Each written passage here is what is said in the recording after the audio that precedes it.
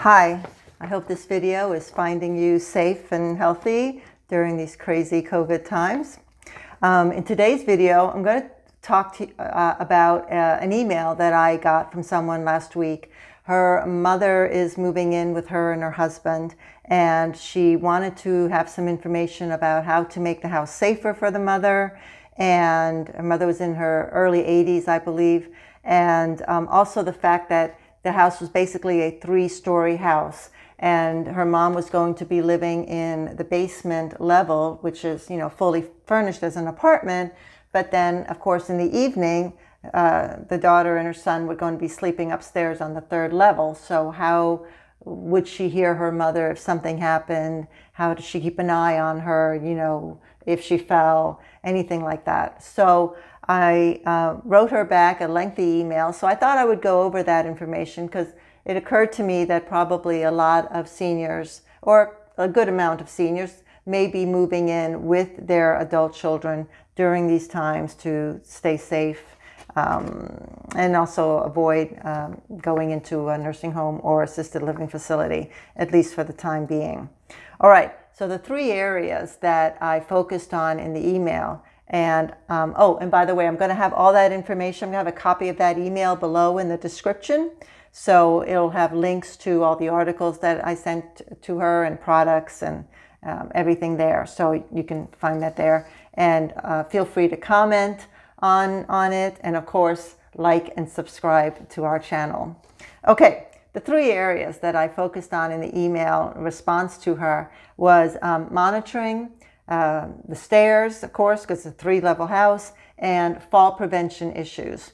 So as far as monitoring, the first thing I always recommend is Alexa's Echo Show. And the reason I recommend that initially, versus a full-blown monitoring security camera kind of system, is because the Echo Show can do so many other things. So you get basically a bundle of a lot of different skills and activities that you can do from this one tool. So using the drop-in skill, you can have multiple Echo Shows throughout the house, and you can literally drop in visually to see, what's happening from the other Echo Show products. And this doesn't even have to be in the same home. Your mom could be 5-10 miles away, or however far. I don't think there's a limit. And you can still use the Echo Show to do that drop-in skill to see how they're doing. And of course, you can use a security camera, you can use a baby monitor, can use motion detectors and medical alert devices. And also the Apple Watch has a fall detection feature on there, which I think is really cool. So my recommendation to her and to most everyone is to couple the Echo Show along with a motion detection device. And there are motion detection devices that you can put on the wall. There are motion detection mats that you can put by the side of the bed, so you know when the person got up or getting back into bed. There's several different types of motion detection devices, but that is the one thing that the Echo Show can't do. It can't tell you that someone is moving about. So, you have to physically go in to see what's happening. So between the 2 of them, if you're using them together, then you pretty much have almost every single scenario covered. So I like that. The trouble with any of the Alexa products for an older generation is, can they remember to use it, and they can remember how to use it. I know that it took my mom-in-law several months to figure out how to use it. And she still has a little bit of a problem, but hey, she's 98 years old, so let's give her credit for even having one and using it, period. But so I would recommend to get the Echo Dot. If your elderly loved one doesn't have anything like that at all, start off with the Echo Dot, have them start using it that way. They can make phone calls that way, music, radio, podcasts, audiobooks, whatever. Because it's fairly inexpensive. I think it's like $20-$30. So if they can use that for a while and get used to using that, today is May, the month of May. So if they are using that for several months, then hey, by Christmas you can get them an Echo Show product, so you've got your Christmas list done for the year. All right, number 2, stairs. Stairs are so important, especially for this person, because they live in basically a tri-level house. So her mom, of course, is going to want to come upstairs to live in the main living area, you know, with the family. So there are things that you can do to make the stairs safer. If the stairs are wooden or tiled, there's anti-slip paint that you can put on the stairs themselves. You can buy a strip tape that's like a tread. It's like a stair tread, but it's clear, and that makes it less slippery. And of course, you can get stair treads, which carpeted, or they have all kinds of different designs. And as long as they're tacked down and you know they don't move, then that would help to make them less slippery. Just make sure that it's low pile, because using a cane especially, it can easily get caught on the edge of any kind of tread or carpeting. And that's true if the steps are carpeted. You want to try to have at least low pile carpeting. If the carpeting goes all the way to the wall, then that's fine. But a lot of carpeting is just, you know, doesn't go all the way. It just covers the middle part of the stairs. So you want to make sure that that is tacked down as much as possible. It's not flipped up. They're not going to trip over it with their foot, or, you know, the cane gets caught on there. And that's true for anybody. It doesn't have to be just an elderly person. And I would recommend handrails on both sides if possible. If, you know, like here I have a wall, I could definitely put a handrail there. And now they have these great products, the Stair Aid product.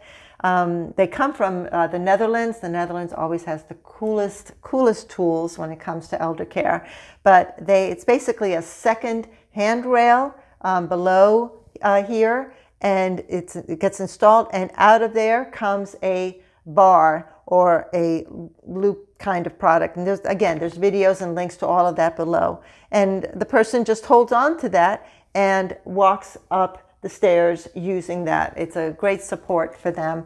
Yes, it does make it a little slower for them to go up and down, but it's definitely safe. And when you're not using it, you just mount it, or, you know, goes up or goes down out of the way. The other thing with stairs is lighting.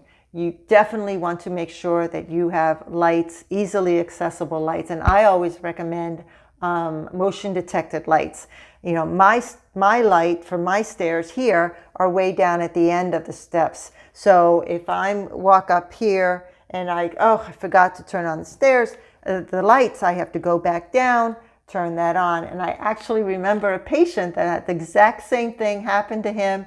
And as he turned around to go back down to turn on the light to make it safer to go up the rest of the stairs, he ended up falling, fracturing his shoulder, and he never recovered from that. I know that because I treated him in the hospital and at home. And it was 9 months later, he still was not able to, you know, have full function of his arm and shoulder. So he was trying to be safe, but it didn't work. So I would recommend motion activated lights. They have these lights that you can put on the sides here that come on. And now they have these great rope LED lights that you can put underneath here.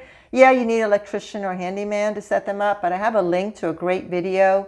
You'll see that below in the description, where the lights just come on. And you can also turn, activate the lights by Alexa if they can remember how to do that. But anyway, lights. You definitely want to have lights. Fall prevention was the third thing that I talked about in the email. And when I worked as an occupational therapist, I cannot even begin to tell you the number of people that I treated that fell just because of a silly, ridiculous thing. And thankfully, some of them just had a fractured ankle or knee or hip or shoulder or whatever. But there were definitely enough of a number of them that suffered a head injury. And once you suffer that, it's very, very difficult to come back from that. So you want to try to avoid as much as possible falling and injuring yourself, especially if you're older. You basically want to senior-proof the house as much as you can. So the 7 things that I mentioned to her were basically decluttering. You want to make sure that there's nothing you're going to trip over or bump into, whatever. Have wide enough spaces, especially if you're using a walker or a wheelchair to get around. Declutter as much as possible. Declutter. Use senior-friendly furniture. That means basically furniture that's at a good height so that the person can get up and can get down. And that means, sofas and chairs and beds and toilet seats. They want to, even if they need grab bars or if they need a tool, or just change the height of the furniture. There are chair lifts that are recliners that will help you up. And then there's also products that you can put on an existing sofa or a recliner or a chair that will lift you up. So there's a lot of great gadgets these days that can make life easier and safer. Wall units. I had a patient years ago who fell. He tripped over something. You want to declutter. He tripped over something, fell, grabbed onto the wall unit, because as you're falling, you tend to automatically just grab onto things. He grabbed onto the wall unit. He fell. The wall unit fell. TV, books, wall unit, everything else that was on there fell on top of him. His injuries were actually worse from everything that fell on him from the wall unit than if he had just fallen. So from then, I learned to tell everyone, bolt those kinds of things to the wall so that if they were to fall near there and grab that, it will not fall on top of them. Lights everywhere. We don't realize it because it's so gradual, but as we get older, we need more lights. Doesn't mean bright lights. My mom couldn't stand bright lights, so we had to get bulbs that were a little muted. It was easier, but still we had lights everywhere. And if they are motion activated, even better. Non-slip rugs and mats. As an occupational therapist, I am not a fan of having rugs and mats in homes of older adults, but I know that many of them will argue with you about it. I know my mom did. So the best thing you can do is at least make sure, or at least try to have them low pile. And again, of course, with a non-slip back or on a mat that's non-slip. And then assistive devices, things like grab bars and raised toilet seats and bed rails and bed alarms and shower chairs and shower organizers and handheld shower heads, anything that you can use to make things easier and safer for that older person. Of course, the device is going to depend on what the person can and cannot do.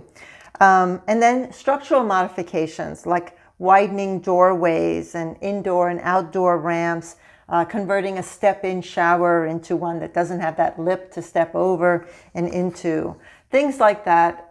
Again, it's all individualized depending on what the person can and cannot do. And it's not as if you have to do absolutely everything all at once, because, the truth is, as we all grow older, our needs are going to change. So at the very least, just try to make it as safe as possible for that person now. And yes, if you can anticipate what's going to happen 2, 3, 5, 10 years from now, then great, you can build on that.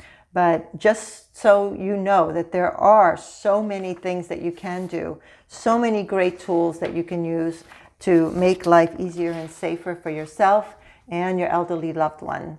So I hope this information was useful for you. Please leave any comments, questions. We're always looking for more videos to make, and we want to answer your questions. So let us know. Like and subscribe to our channel, because we put one out every single week. And I hope I get to see you again next time. Thanks. Bye.